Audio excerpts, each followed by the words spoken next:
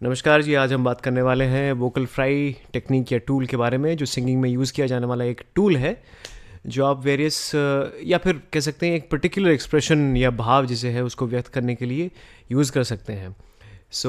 इसके बारे में बताऊंगा कि कैसे ये क्या होता है, कैसे यूज़ किया जाता है, और फिर बताऊंगा कि क्या इसको लेकर ऐसा है जो आपको नहीं करना चाहिए और क्या करना चाहिए। So let's get started with the video. तो वोकल फ्राई एक ऐसी टेक्निक है जिसको रोमांटिक गानों में यूज़ किया जाता है। ज़्यादातर गानों की हालांकि प्रेमिस लव एंड रोमांस ही रहता है, लेकिन स्पेसिफिकली जो थोड़े सेंशुअस टाइप के गाने होते हैं, थोड़े ज़्यादा मतलब रोमांटिक एंगल जिन गानों में होती है, और ऑल्सो जहाँ पे थोड़े नटखट रोमांस की बात आती है, ऐसे स्पेसिफिक एरियाज़ में आप वोकल फ्राई यूज़ करते हैं। मैं आपको थोड़ा करके बताता हूँ स्पेसिफिक गानों के एग्जांपल्स के साथ, कुछ लाइनों के साथ, कि वोकल फ्राई एक्चुअली होती क्या चीज़ है। जैसे रफ़ी साहब ने दिन ढल जाए है, ये जो है के लास्ट में मैंने हल्का सा एक वो जो एक टोन ऐड किया ना लास्ट में, एक बिखर जाने वाला एक एक फील, उसे वोकल फ्राई कहते हैं। है दिन ढल जाए है, ये वोकल फ्राई है जो एंड में मैंने किया, राइट, फेड आउट करते हुए। या फिर आप सुखविंदर जी का एग्जांपल लें, सुखविंदर सिंह, मैं पी आया जा पी आया, मैं प्रेम दा प्याला पी आया, ये जो होता है ना आखिर में, ये है वोकल फ्राई।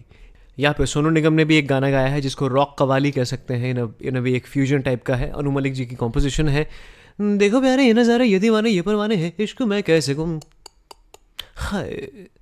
तो ये होता है बेसिकली वोकल फ्राई। अब वोकल फ्राई, ये तो सारे एग्जांपल्स थे कि आप लाइन के या वर्ड के एंड में, उस शब्द के या उस वाक्य के एंड में आप वोकल फ्राई यूज़ कर रहे हैं, तो ये है एग्जांपल्स।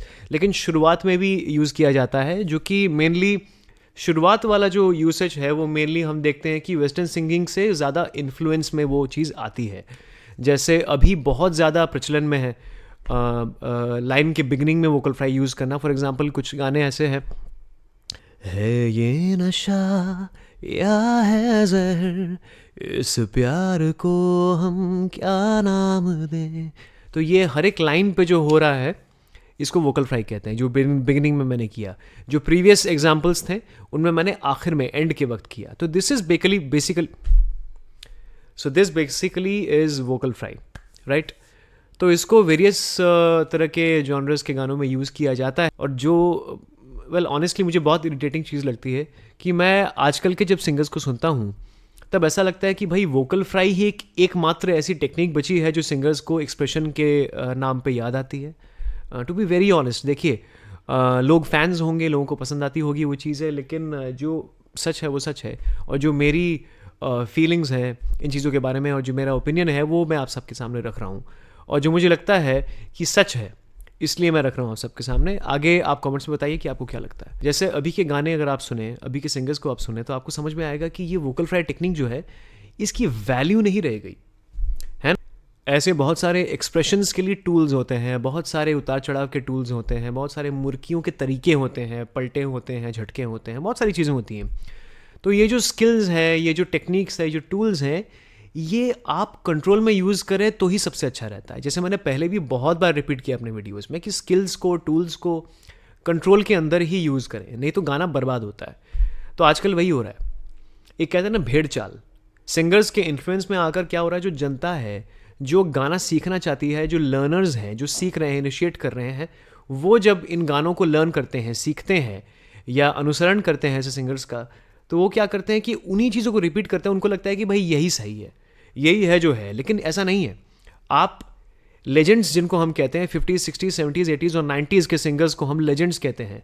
अभी के सिंगर्स को टू बी ऑनेस्ट हम लेजेंड्स की कैटेगरी में नहीं रखते हैं अभी तक। उसकी वजह है, राइट। आप रफ़ी साहब को सुनिए ना, आपको समझ में आएगा कि वोकल फ्राई टेक्निक उन्होंने भी यूज़ करी है सिंगिंग में, लेकिन कितने कंट्रोल में, कितनी एक्यूरेसी के साथ, कितनी प्रिसीजन के साथ, कितना मतलब इंटेलिजेंटली उन्होंने यूज़ किया है। एक्सेस नहीं यूज़ किया है उन्होंने। दीवाना हुआ बादल, सावन की घटा छाई, ये देख नहीं किया है ना उन्होंने। दीवाना हुआ बादल, सावन की घटा छाई, ये यूज़ किया उन्होंने। अब छू लेने दो नाजुक होठों को, छू लेने दो नाजुक होठों को, नहीं किया है ना उन्होंने। कैसा लग रहा है? अजीब लग रहा है ना सुनने में। तो अभी अगर ये गाना होता तो इसी तरह से गाया जाता, और अभी की ऑडियंस जो है यही पसंद कर रही होती। तो यहाँ पे आप साफ साफ डिफरेंस सुन सकते हैं कि वही लेजेंडरी गाना किस तरह से बर्बाद हो गया ओवर वोकल फ्राई के यूसेज से, जो अभी के सिंगर्स करते हैं। देखिए, मैं ये नहीं कह रहा हूँ कि अभी के सिंगर्स अच्छे नहीं हैं, बहुत अच्छे अच्छे सिंगर्स हैं, बहुत टैलेंटेड, बहुत ही ताबड़तोड़ सिंगर्स हैं, लेकिन कुछ चीज़ें हैं जो वो हद से ज़्यादा करने लगे हैं वेस्टर्न इन्फ्लुएंस में मेजरली आके। जैसे अब फॉर एग्जांपल वोकल फ्राई आपने यूज़ किया, जो लाइन की शुरुआत वाली वोकल फ्राई है, स्पेसिफिकली मैं उसकी बात कर रहा हूँ। जैसे हो गया ये जो गाना मैंने गाया थोड़ी देर पहले, ये नशा या है जहर, इस प्यार को हम क्या नाम दें, कब से अधूरी है एक दास्तां, आ जा उसे आज अंजाम दे, यहाँ आपने यूज़ किया।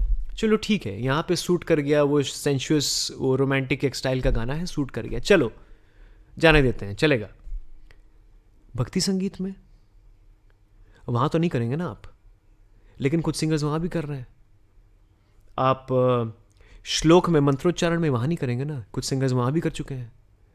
आप देशभक्ति के गाने में, पेट्रियोटिक सॉन्ग में, ए वतन, कुछ सिंगर्स को मैंने देखा है। अब अरिजीत सिंह ने ए वतन ऐसे नहीं किया है, thanks to Arijit Singh for not doing that, लेकिन ये इन्फ्लुएंस जो मैं कह रहा हूँ वो लर्नर्स में इतनी ज़्यादा हो रही है ना, लिसनर्स में ये इन्फ्लुएंस इतना ज़्यादा आ रहा है कि मैंने एक बंदे को कहीं एक ऐप पे मैंने गाते हुए सुना था, ऐसे ही, मतलब लर्नर टाइप का ही बंदा है, वो गा रहा था ए वतन वतन मेरे आबाद रहे तू ऑन 15 अगस्त, ठीक है, उसने वीडियो डाली हुई थी।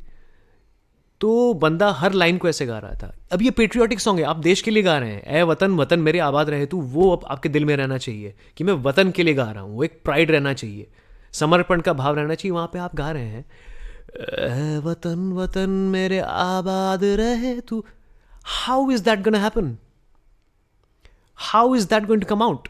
वो एक्सप्रेशन वहाँ आएगा ही नहीं। आप कैसे उसी सेम कैटेगरी के एक्सप्रेशन को ए वतन वतन मेरे आबाद रहे तू, जो कि एक पेट्रियोटिक सॉन्ग है, वहाँ यूज़ कर रहे हैं? तो ये बुद्धि आप में होनी चाहिए कि स्किल है या कोई टूल है, उसको जस्ट बिकॉज आप करना जानते हैं तो ऐसा नहीं कि हर गाने में उसी चीज़ को आप अप्लाई करने लगे, है ना। ये नशा इज़ वन थिंग एंड ए वतन वतन मेरे आबाद रहे तू, ये एक अलग चीज़ है। वहाँ पे आप ए वतन वतन मेरे, अब देखिए ऐसे सिंगर है एक Vishal Mishra, otherwise a very good singer, लेकिन उन्होंने भी ऐसी एक अजीब सी चीज़ की थी बीच में, जो कि मतलब उन्होंने एक सिंगल निकाला था विच वॉज अ श्लोक, आई थिंक कोई मंत्र जाप था या कोई श्लोक था, मुझे याद नहीं आ रहा है क्या था एग्जैक्टली, लेकिन था ऐसी श्लोक था। तो व्हेन इट कम्स टू श्लोक, व्हेन इट कम्स टू मंत्रोच्चारण, तो भक्ति रस रहता है उसमें। वहाँ भी आप सपोज मैं ओम करूँगा, मैं पूरा मंत्रोच्चारण तो करूँगा नहीं, वो मंत्रोच्चारण या किसी स्तोत्र या किसी श्लोक का अपमान होगा मुझे लगता है, तो मैं कोई भी श्लोक को इंक्लूड नहीं करूँगा यहाँ पे। सिर्फ ओम में आप अगर ओम करेंगे, कैसा लगेगा सुनने में? नहीं लगेगा ना अच्छा सुनने में, लेकिन सिंगर्स ने ऐसा किया हुआ है। तो ये गलत इन्फ्लुएंस है ना। बहुत लोगों को अच्छा लग सकता है क्योंकि वो ब्रेन वॉश है, उनको लगता है कि यही है जो है, जैसे मैंने कहा थोड़ी देर पहले, उनको बस वही खिलाया जा रहा है तो उनको लग रहा है कि यही खाना है। इसके बाहर दुनिया में कितने तरह के व्यंजन है, कितने कुजीन्स हैं, उनको पता ही नहीं है। तो जब तक आप टेस्ट नहीं करेंगे, जब तक आप असल चीज़ को सुनेंगे नहीं, तब तक आपको पता कहाँ से चलेगा कि सही क्या है गलत क्या है। तो प्लीज़ बी केयरफुल जब वोकल फ्राई जैसे टूल्स की बात आती है, please use these tools very sparingly. Sparingly जिसे कहता है ना इंग्लिश में, मतलब बेसिकली अगर बोलूँ मैं सादे भाषा में, तो बचा बचा के, है ना, बहुत ध्यान से, बहुत केयरफुली स्पेंड करिए इन चीज़ों को, नहीं तो क्या होता है कि वैल्यू नहीं रहती है। अब एक जोक है ना, आप क्रैक करेंगे, फर्स्ट टाइम इट्स फनी, दूसरी बार फनी होगा, तीसरी बार भी चलो फनी होगा, चौथी बार चलो फनी होगा, लेकिन अगर आप उस चीज़ को 27 बार 28 बार बोलेंगे लगातार, तो वो 27वीं बार या 28वीं बार फनी नहीं होगा ना। नेचुरल बात है, जग जाहिर बात है। तो इस चीज़ में ये कोई रॉकेट साइंस नहीं है, बच्चा भी समझ जाएगा। तो ये चीज़ सबको समझनी चाहिए और भेड़ चाल मत चलिए। बड़े बड़े सिंगर्स ने तो वोकल फ्राई यूज़ तक नहीं किया है, हज़ारों गाने गाए हैं उन्होंने, भंडार वो छोड़ के गए हमारे लिए गानों का, लेजेंडरी गानों का, एक से बढ़कर एक गानों का। उनको तो कभी ज़रूरत नहीं पड़ी वोकल फ्राई यूज़ करने की। और रफ़ी साहब जैसे सिंगर ने जिन्होंने वोकल फ्राई यूज़ किया है, उन्होंने भी कितने इंटेलिजेंट तरीके से, कितने अच्छे तरीके से वोकल फ्राई यूज़ किया है। हसीम चंपई पैरों को जब से देखा है, हल्का सा, ना के बराबर, दिन ढल जाए है, हल्का सा, ना के बराबर। ऐसे यूज़ करिए टूल्स को, राइट? ये था एक छोटा सा वीडियो भाई वोकल फ्राई के ऊपर, जो मुझे लगता है कि बहुत ज़्यादा मिसगाइड कर रहा है नए एज के सिंगर्स को। तो please once again I would like to repeat कि वोकल फ्राई जैसे टूल्स की जब बात आती है तो भेड़ चाल में मत चलिए। हर गाने को, हर एक गाने के फील को, हर एक जॉनर के गाने को अलग अलग तरह से जज कीजिए और अकॉर्डिंगली एक्सप्रेशन के टूल्स ऐड करिए। धन्यवाद for watching this video. If you like this video, please hit a like, subscribe the channel and share it as much as possible. Healthy रहिए, fit रहिए, practice करते रहिए। नमस्कार।